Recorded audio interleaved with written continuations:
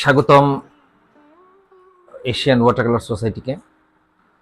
Asian water colour society Arunchandra বর্মনকেও স্বাগতম। মূলত Asian water colour সোসাইটির প্রথম অ্যাক্টিভিটিস আকারে একটি এক্সিবিশন আয়োজন করেছে, দ্য স্মল থিংস। স্মল থিংসের এক্সিবিশনের মধ্যে মূলত সব ধরনের মাধ্যমের ছবিগুলো থাকবে। প্রদর্শনী অনুষ্ঠিত হবে ইলুশন গ্যালারিতে।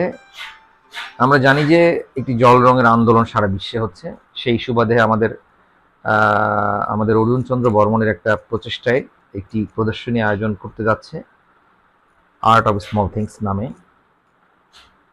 আমি এই প্রদর্শনীর সাফল্য কামনা করছি এবং আমি চাই এশিয়ান ওয়াটার কালার সোসাইটি অনেক অনেক দূরে পথ অতিক্রম করবে এবং অনেক দূরে যাবে।